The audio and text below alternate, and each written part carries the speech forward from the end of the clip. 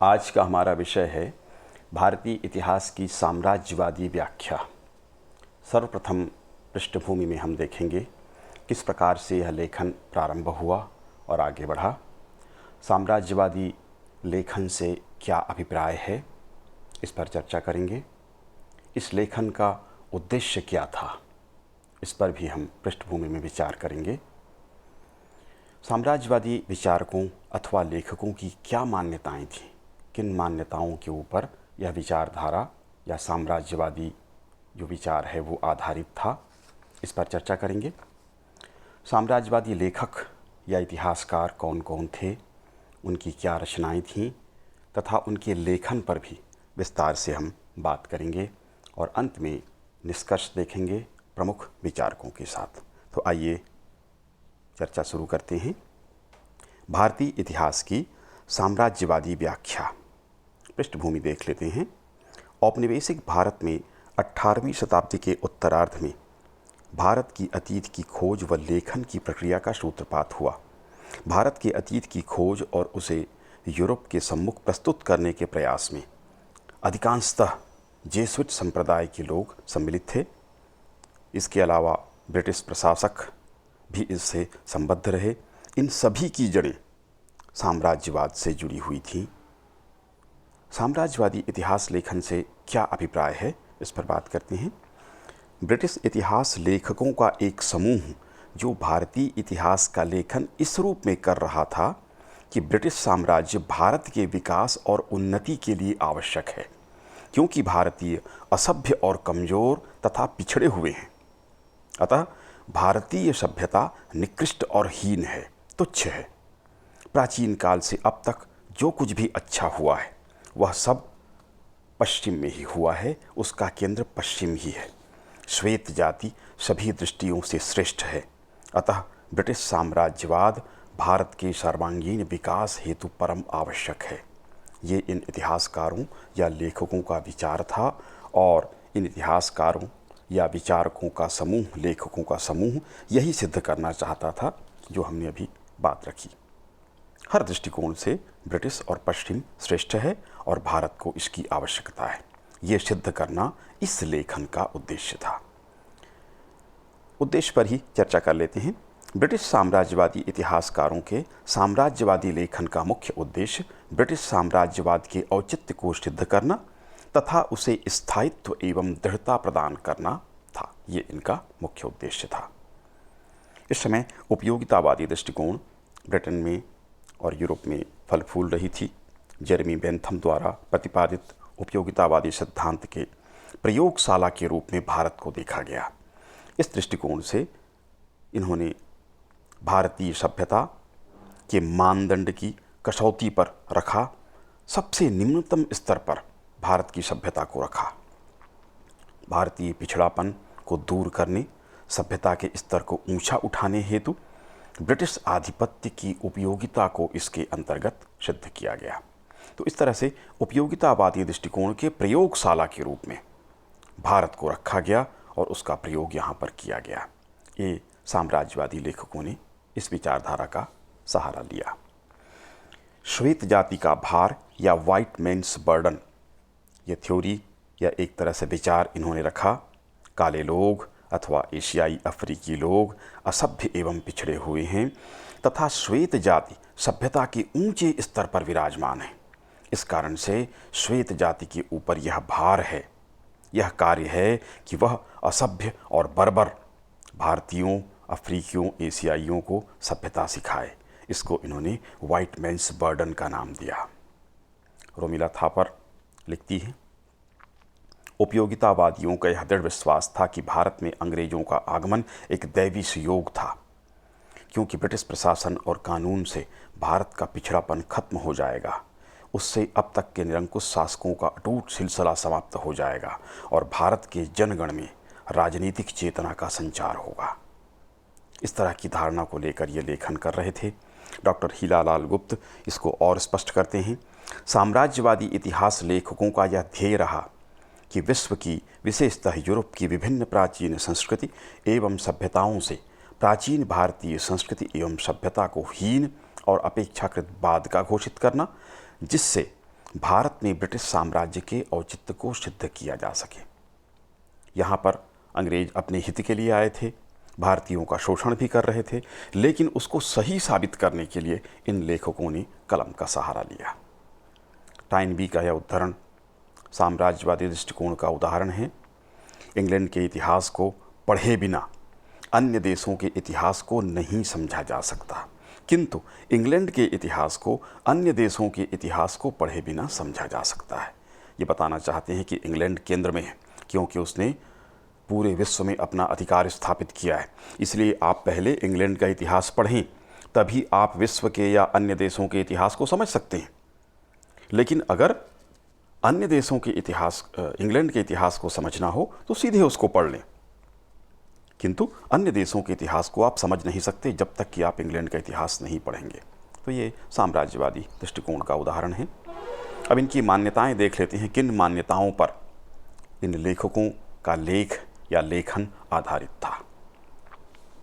पहली बात जिस पर हम चर्चा कर चुके हैं, ब्रिटिश साम्राज्यवाद भारत के हित में है, ये सिद्ध करने का प्रयास इन्होंने किया अपने लेखन में। श्वेत जाति का भार, वाइट मैन्स बर्डन, इस पर भी हमने चर्चा की। उपयोगितावादी मान्यताएं जो थीं जेरेमी बेंथम की, उस पर भी हमने बात की। भारतीय सभ्यता एवं संस्कृति को इन्होंने निकृष्ट बताया। यहाँ की मान्यताएं, यहाँ के विश्वास, परंपराएं, इन सब की कटु आलोचना उन्होंने की और अपने देश की परंपराओं और सभ्यता को उत्कृष्ट बताया। पाश्चात्य सभ्यता एवं संस्कृति को उत्कृष्ट बताया। सारी सभ्यताओं का केंद्र, जो कुछ भी अच्छा होता है वो सब कुछ पश्चिम में ही होता है, उनके देशों में ही होता है, और हमारे देश में, भारत में, एशिया, अफ्रीका में जो कुछ होता है वो हीन और निकृष्ट ही होता है। ये इन्होंने सिद्ध करने का प्रयास किया। ये इनकी मान्यताएं थी। भारत की आर्थिक संपन्नता उपनिवेश की देन है, ये इन्होंने कहा, जैसे कि भारत इनके आने के पहले संपन्न ही न रहा हो। इन्होंने कहा कि भारत संपन्न हो गया क्योंकि अंग्रेज़ों के आने के बाद यहाँ विदेशी व्यापार शुरू हो गया, आधुनिक वस्तुएं कम दामों में उपलब्ध होने लगीं, बाजार का विस्तार हो गया, आयात निर्यात में वृद्धि हो गई। इस तरह से इसको उपनिवेश के देन के रूप में स्वीकार करना चाहिए। और ये आर्थिक संपन्नता अंग्रेज़ों के आगमन या साम्राज्यवाद या उपनिवेशवाद की देन इन्होंने बताया। उपनिवेशों में सामाजिक एवं धार्मिक सुधार भी किया गया अंग्रेज़ों के द्वारा। विशेषकर भारत में सामाजिक धार्मिक सुधार किए गए। सती प्रथा, बाल विवाह, विधवा विवाह आदि के संबंध में सुधार किया गया। इस तरह से उपनिवेशों में सामाजिक सुधार का कार्यक्रम भी इनके द्वारा लाया गया। शिक्षा का विकास भी उपनिवेशों में हुआ। भारत के संदर्भ में नई शिक्षा नीति इन्होंने प्रारंभ की उस काल में। यद्यपि उसी का दुष्परिणाम है कि आज हम इस स्थिति में हैं, किंतु मैकाले की शिक्षा पद्धति, बहुत विस्तार से इस पर चर्चा हो सकती है। तो शिक्षा के क्षेत्र में भी उन्होंने विकास किया, ऐसा इन लेखकों ने लिखा। स्वाधीनता आंदोलन भारत का वास्तविक नहीं था। साम्राज्यवादी दृष्टिकोण से भारत में स्वाधीनता आंदोलन वास्तविक नहीं था। ये भ्रम मात्र था, केवल दिखावा था। उच्च वर्ग के लोग इस तरह की मांग कर रहे थे। ये कोई राष्ट्रीय आंदोलन वस्तुतः नहीं था, ये इनकी मान्यता है। भारत एक राष्ट्र ही नहीं है। इनकी मान्यता है कि भारत कोई राष्ट्र नहीं है। ये विभिन्न भाषा बोलने वालों का, विभिन्न धर्मों को मानने वालों का, विभिन्न जातियों का एक समूह मात्र है। वह तो राष्ट्र बनने की प्रक्रिया में भी नहीं है। ये उस प्रक्रिया में भी भारत को नहीं मानते थे। तो जब एक राष्ट्र होगा ही नहीं तो राष्ट्रीय आंदोलन कैसे हो सकता है? ये प्रश्न चिन्ह ये भारतीय राष्ट्रीय आंदोलन पर लगाते हैं। स्थानीय शासन की मांग भी अवास्तविक थी। भारत में स्थानीय शासन की मांग के विषय में इन्होंने कहा कि ये जातीय तुष्टीकरण, धार्मिक तुष्टीकरण की मांग थी। विशेष जाति के लोग, धर्म विशेष के लोग अपने लिए अधिकारों की मांग कर रहे थे। यही स्थानीय शासन की मांग थी, जबकि वस्तुतः भारतीय स्थानीय शासन की अवधारणा से भी परिचित नहीं थे, ये इनका कहना है। राष्ट्रीय आंदोलन उच्च वर्ग की मांग थी। जिसको राष्ट्रीय आंदोलन कहा जाता है, वस्तुतः वह उच्च वर्ग के लोगों के, अभिजात्य वर्ग के लोगों के अधिकारों की मांग मात्र थी। यह कोई राष्ट्रीय नहीं था और आंदोलन तो था ही नहीं। ब्रिटिश शासन की श्रेष्ठता से उच्च वर्ग भयभीत था, ये इनकी मान्यता है। पूर्व शासक वर्ग, सामंत वर्ग, अभिजात्य वर्ग तथा उच्च वर्ग के लोग ब्रिटिश शासन की श्रेष्ठता से भयभीत थे तथा इसी भय के फलस्वरूप आंदोलन का प्रयास इन्होंने किया। जिसको इन्होंने क्रांति का नाम दिया, जबकि वास्तव में न तो क्रांति थी न ही ये राष्ट्रीय आंदोलन था। ये इनका कहना है। इनकी मान्यता यह भी थी कि अकाल, महामारी, भूखमरी और आर्थिक तंगी स्वाभाविक है। भारत में अकाल फैलना, महामारियों का आना, इसके कारण भूखमरी और आर्थिक तंगी स्वाभाविक थी। यह उपनिवेश की देन नहीं थी। उपनिवेश के कारण ऐसा नहीं हुआ था। शासन चाहे जो भी होता, ये तो होना ही था। अकाल को कोई शासन रोक नहीं सकता था। उसके बाद महामारी फैलती ही, भूखमरी भी आती, ये इन्होंने बताया। किंतु इन्होंने ये नहीं बताया कि उस समय अंग्रेज़ों ने क्या किया, किस तरह से मदद की, किस तरह से भारतीयों को अपने पर मरने पर छोड़ दिया, लाखों की संख्या में लोग किस तरह से मरे, इनकी कोई चर्चाएं नहीं करते। ये कहते हैं ये स्वाभाविक है। फिर इन्होंने कहा, इनकी मान्यता थी, स्वाभाविक समस्याओं का दोषारोपण अंग्रेजी शासन पर किया जाता है। इस काल में जो स्वाभाविक समस्याएं थीं, अकाल, महामारी, उसके कारण भूखमरी, आर्थिक तंगी, ये तो स्वाभाविक घटनाएं थीं। इनका दोष अंग्रेज़ों को भारतीय देते हैं, जो कि गलत है। ये इनकी मान्यता थी। एकाधिकार की प्रवृत्ति को प्रोत्साहन इनके द्वारा दिया गया। भारत में व्यापार का एकाधिकार ईस्ट इंडिया कंपनी को दिया गया, और न केवल व्यापार का बल्कि अवैध रूप से उन्होंने भारत में शासन भी स्थापित कर लिया, जबकि केवल उनको व्यापार का अधिकार था।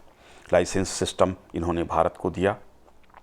इस तरह से एकाधिकारी प्रवृत्तियों को इन्होंने प्रोत्साहित किया। ये भी इनकी मान्यताओं में शामिल था।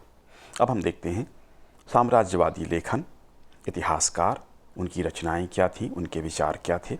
सबसे प्रमुख इतिहासकारों में, साम्राज्यवादी इतिहासकारों में, James Stuart Mill, history of British India, यह ग्रंथ उपयोगितावादी दृष्टिकोण से लिखा गया।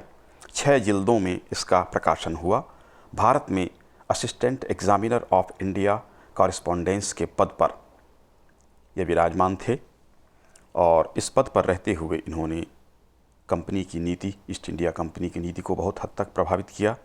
न तो ये कभी भारत आए, न ही ये भारतीय भाषा जानते थे, किंतु भारत का इतिहास बखूबी लिखा।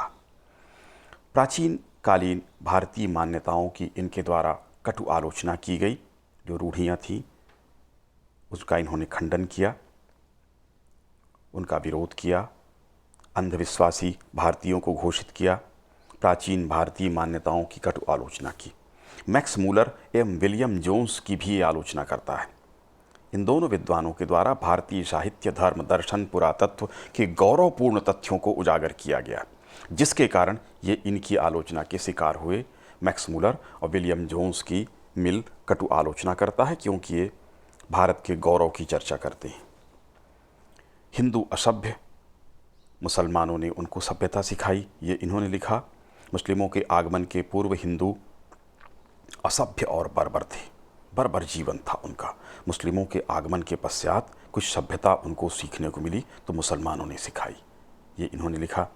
ब्रिटिश शासन से भारतीयों को अत्यधिक लाभ हो रहा है। शिक्षा के क्षेत्र में, व्यापार के क्षेत्र में, संवैधानिक सुधारों के क्षेत्र में, धर्म, समाज सुधार, सब क्षेत्रों में अत्यधिक लाभ भारतीय प्राप्त कर रहे हैं, ये इन्होंने लिखा। भारतीय इतिहास का सांप्रदायिक विभाजन इन्होंने किया। प्राचीन काल को हिंदू काल, मध्यकाल को मुस्लिम काल और आधुनिक काल को ईसाई काल या ब्रिटिश काल का नाम इन्होंने ही दिया। इस तरह से भारतीय इतिहास को सांप्रदायिक रूप में इन्होंने विभाजित कर दिया। दूसरे लेखक हैं Elphinstone, mount Stuart Elphinstone, history of Hindu India.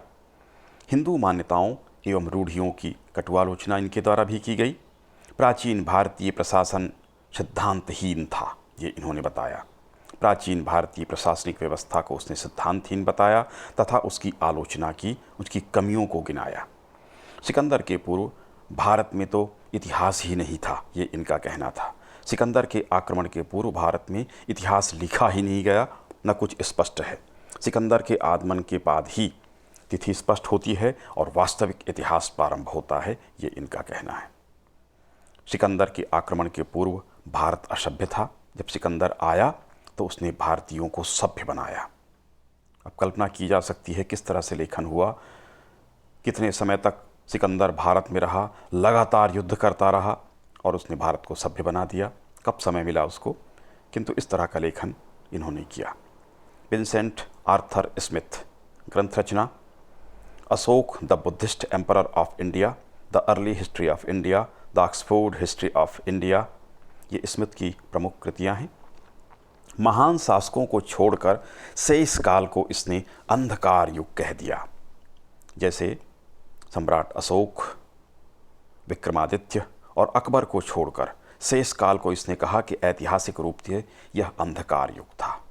यूरोपीय और भारतीय शासकों की इसने तुलना की और यूरोपियन लोगों को श्रेष्ठ बताया।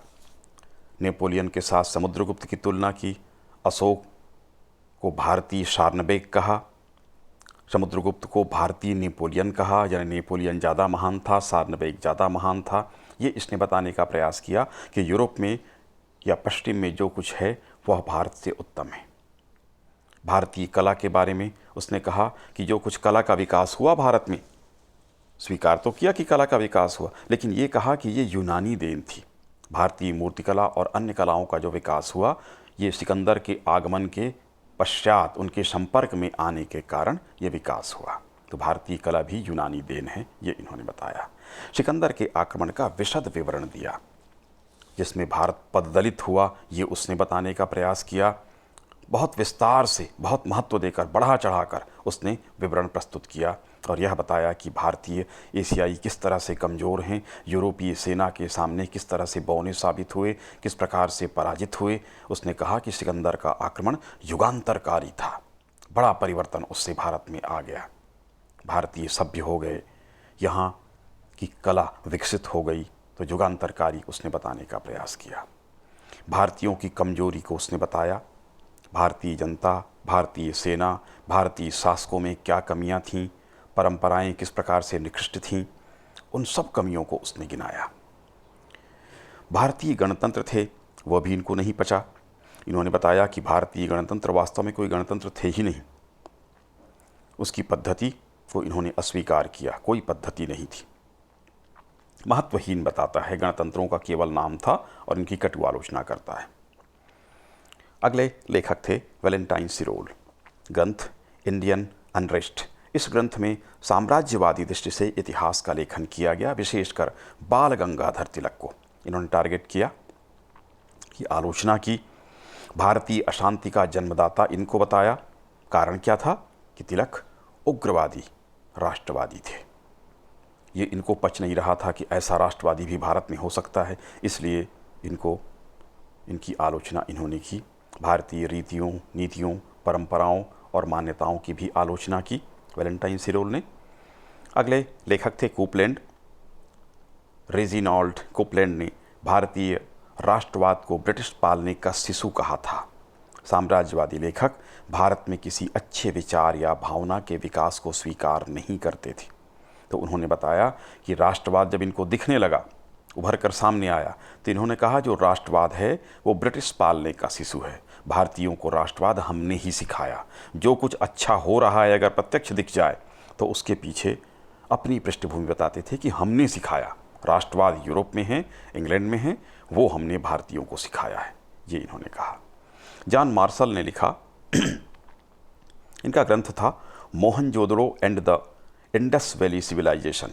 महत्वपूर्ण ग्रंथ था जिसमें सिंधु घाटी की सभ्यता के विषय में विस्तृत जानकारी है, किंतु इन्होंने भी सैंधव सभ्यता को सुमेरु सभ्यता एवं पश्चिम की सभ्यताओं के बाद का बताया। बाद में यहाँ पर हुआ, पहले विकास पश्चिम में ही हुआ, सभ्यताएं पश्चिम में ही पहले विकसित हुई, ये इन्होंने बताने का प्रयास किया। कर्नल टॉड ने हिस्ट्री ऑफ राजस्थान का ये लेखक था, इसने किया था लेखन, जिसमें इसके द्वारा राजपूतों को शक और शीथियनों के रक्त का मिश्रण बताया गया था।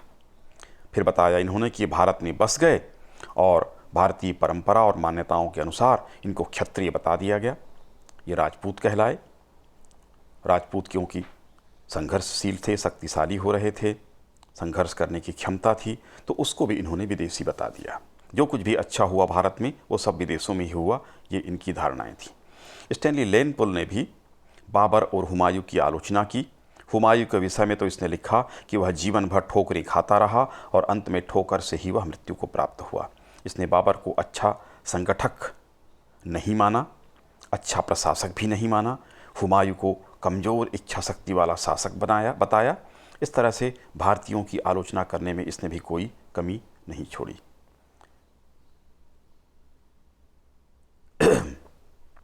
स्टैनली लेलपुल का ग्रंथ था medieval India under Mohammedan rulers, ruler of India series, Aurangzeb and the decline of the Mughal empire. अगले लेखक हैं William Erskine, history of India under Babur and Humayun. इनके द्वारा हुमायूं की कटु आलोचना की गई तथा शिवाजी का उल्लेख एक लुटेरे के रूप में अर्स्काइन ने किया। ग्रैंड डफ, हिस्ट्री ऑफ मराठास, इनके द्वारा लिखा गया। इनके द्वारा शिवाजी पर अवसरवादी होने तथा लुटेरा होने का आरोप लगाया गया। शिवाजी को कुशल संगठक तथा प्रशासक इसने स्वीकार नहीं किया। दक्षिण पूर्व में स्थापित प्रशासनिक व्यवस्था को ही शिवाजी ने यथावत बना रहने दिया था। कोई नया काम प्रशासन के क्षेत्र में शिवाजी के द्वारा नहीं किया गया, ये इसने बताया। अपने से श्रेष्ठ अंग्रेज जाति से संघर्ष होने पर मराठों को पराजित होना पड़ा, ये इन्होंने बताया। तो अंग्रेजों की श्रेष्ठता सिद्ध करने का प्रयास इन्होंने किया। अगले लेखक थे लुई पोजन। ग्रंथ था Indo European and Indo Iranian तथा मौर्यन रूल इन इंडिया में इनके द्वारा आर्यों को इंडो यूरोपियन तथा इंडो ईरानियन के समकक्ष बताया गया। उनसे बढ़कर तो खैर बता ही नहीं सकते थे। इनके द्वारा मौर्यों के प्रशासन की निंदा की गई है तथा मौर्यों का मूल स्थान पूर्वी यूरोप को बताया गया है। इससे ही इनके लेखन का अंदाज किया जा सकता है कि मौर्यों का प्रशासन सर्वश्रेष्ठ माना जाता है प्राचीन काल में। चाणक्य के द्वारा इसको व्यवस्थित किया गया था, किंतु इसकी भी ये आलोचना करता है, जबकि उसी पर आधारित वर्तमान तक का शासन देखा जा सकता है, किंतु उसकी भी इनके द्वारा आलोचना की गई। G V. Malleson, history of India. अंग्रेजों के श्रेष्ठ चारित्रिक गुणों के कारण भारतीय उनका मुकाबला नहीं कर सकते, ये इन्होंने लिखा। भारतीय चरित्र से विश्वासघाती होते हैं, यह प्लासी के युद्ध से स्पष्ट हो गया, ये इसने लिखा। G U. Pope, a textbook on Indian history. Bharat में स्थापित अंग्रेजी साम्राज्य ईश्वर की इच्छा के अनुरूप था। भारत अज्ञानता के अंधेरे में डूबा हुआ था। भारत में श्रेष्ठ ब्रिटिश सत्ता की स्थापना हुई जो ईसा की इच्छा के प्रतिरूप थी, ये इन्होंने लिखा। जे.एन. फर्ग्यूटर ने लिखा modern religious movement in India में ग्रंथ था इनका। ईसाई मिशनरियों ने भारतीयों में सुधार की प्रेरणा दी। राजा राम मोहन राय का एकेश्वरवाद ईसाई धर्म की प्रेरणा से हुआ। स्वामी विवेकानंद ने जो रामकृष्ण मिशन की स्थापना की, तो मिशन शब्द है मिशनरियों से लिया गया और उसी से प्रेरित होकर उन्होंने अपना कार्य किया। जो कुछ भी अच्छा हुआ वो सब इंग्लैंड में या यूरोप में ही होता है और उसी से प्रेरणा लेकर के ही भारतीय कोई कार्य कर सकते हैं, अन्यथा अपने से कोई अच्छा कार्य भारतीय कर ही नहीं सकते, ये इनकी धारणा थी। Elliot and Dowson, history of India as told by its own historian. मध्यकालीन भारतीय इतिहास के विषय में लिखित यह ग्रंथ साम्राज्यवादी उपागम का प्रमुख उदाहरण है। यह मध्यकालीन भारत में के फारसी में लिखित ग्रंथों का अनुवाद है। यह ग्रंथ 8 जिल्दों में प्रकाशित हुआ। मुस्लिम लेखकों की धर्मांधता से ग्रसित लेखन का अनुवाद जानबूझकर इनके द्वारा किया गया ताकि सांप्रदायिकता की भावना भारत में प्रसारित हो सके और अंग्रेज इसका लाभ उठा सकें। मध्यकालीन कुशासन का विवरण दिया गया तथा यह बताया गया कि अंग्रेजों के काल में भारतीयों को सुशासन प्राप्त हो रहा है। तुलना इन्होंने की।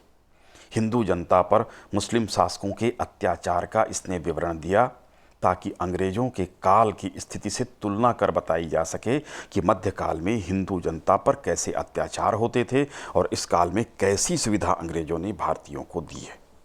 लेखक के द्वारा जिन्हें भारतीय इतिहासकार बताया गया, जिनको उन्होंने लिखा कि भारतीय इतिहासकारों ने जो कुछ कहा है उसी को मैं अनुवाद कर रहा हूँ।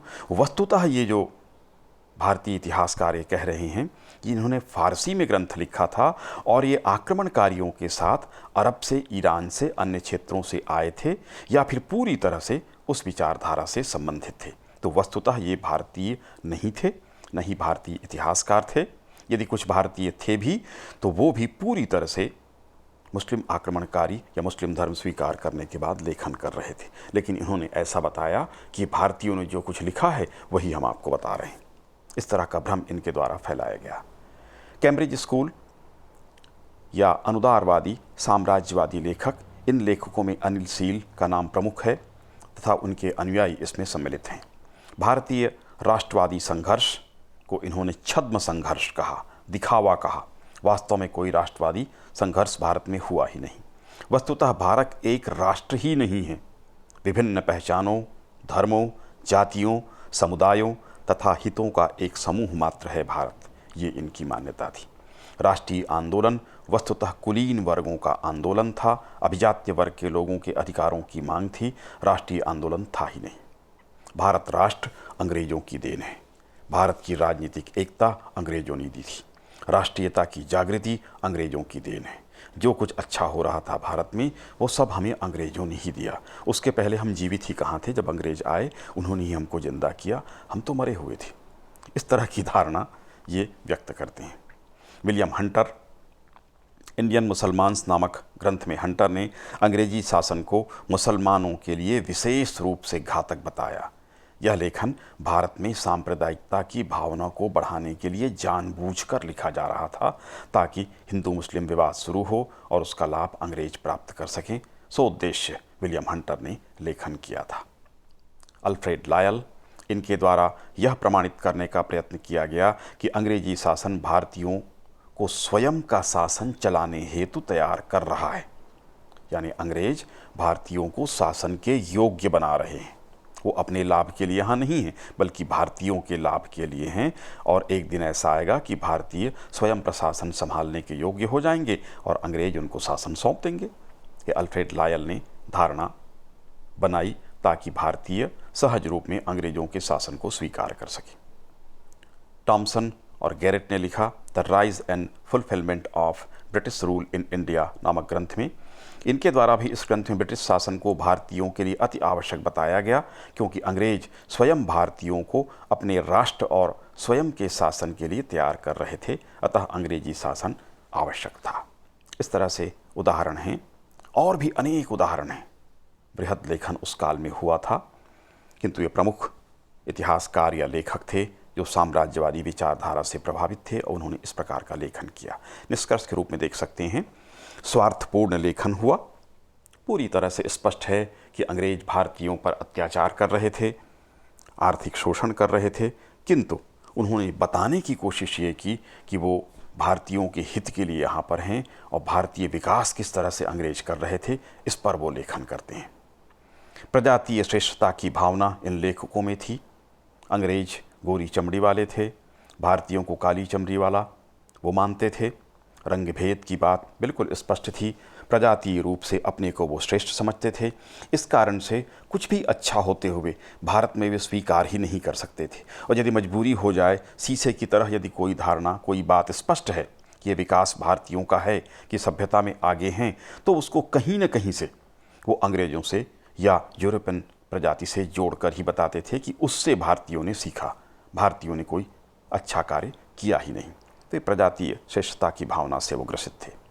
उपनिवेश एवं अंग्रेजी शासन का औचित्य सिद्ध करना इनका मुख्य लक्ष्य था कि किस तरह से अंग्रेजी शासन को उचित बताया जाए, ये बताया जाए कि वो कोई अत्याचार नहीं कर रहे हैं, भारतीय पिछड़े हुए हैं, असभ्य हैं, बर्बर हैं, उनको शासन की कला ही नहीं आती, प्रशासन वो जानते ही नहीं हैं। ये सब कुछ सिखाने के लिए ही अंग्रेज यहाँ पर थे, उनका अपना कोई स्वार्थ नहीं था। ये सिद्ध करना इनका लक्ष्य था।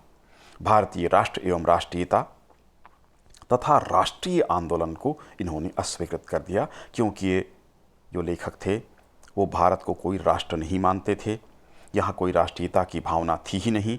इस कारण राष्ट्रीय आंदोलन तो यहाँ हो ही नहीं सकता था। ये उच्च वर्ग के लोगों के निहित स्वार्थ थे, जिसके लिए वो अधिकारों की मांग कर रहे थे, ये इनका कहना है। साम्राज्यवादी इतिहास लेखन पक्षपातपूर्ण है, ये तो स्पष्ट है, किंतु फिर भी ऐतिहासिक दृष्टिकोण से महत्वपूर्ण है, क्योंकि लेखन बहुत कुछ हुआ, खोजा इन्होंने जरूर, इसका श्रेय इनको अवश्य दिया जाना चाहिए कि वृहद लेखन इन्होंने शुरू किया, भारतीय इतिहास को इन्होंने खोजा। यद्यपि इन लेखकों की लेखनियाँ साम्राज्यवादी स्याही से भरी हुई थीं तथा उनके लेखों के पन्ने साम्राज्यवादी रंगों से रंगे हुए हैं, किंतु इनके लेखन ने इस प्रकाश स्तंभ की भांति कार्य किया जो भटके हुए जहाज़ों को उनकी मंजिल तक का रास्ता दिखाता है। भारतीय इतिहास के प्रति भारतीयों के मन में जिज्ञासा और अतीत की पुनर्खोज के लिए इन्होंने प्रेरणा तथा संबल देने में इनका उल्लेखनीय योगदान माना जा सकता है। वृहद लेखन किया गया और उसी को आधार बनाकर आगे भी लेखन हुआ। यद्यपि इन्होंने बहुत सारे त्रुटिपूर्ण लेखन किए जिसकी चर्चा, इनके दृष्टिकोण की चर्चा हमने की, किंतु भारतीय इतिहास को खोजा इन्होंने अवश्य, इसका श्रेय इनको दिया जाना चाहिए। E.H. डांस के अनुसार साम्राज्यवादियों की इतिहास व्याख्या प्रश्नवाचक चिन्ह के दायरे में आती है।